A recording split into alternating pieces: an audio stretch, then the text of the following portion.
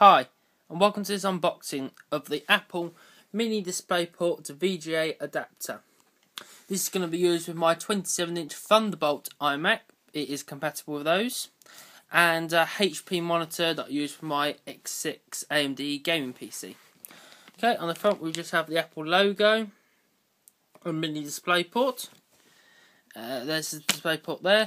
And Apple are very good at being sort of WYSIWYG with their packaging. So what you see is what you get, is what WYSIWYG stands for. So as I say, what you see is the adapter, and that is all you get. On the back it shows you the two connectors that you get, and says it in various other languages, and that's it.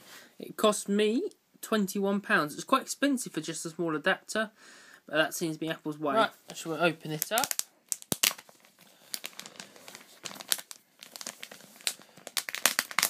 You guys haven't yet sent me any messages about a tripod for my iPhone 4, so I can sit the tripod running while doing this. Anyone's got any ideas of good tripods or that for this, please let me know, because I'm desperately needing one rather than have to do all of these unboxings with one hand.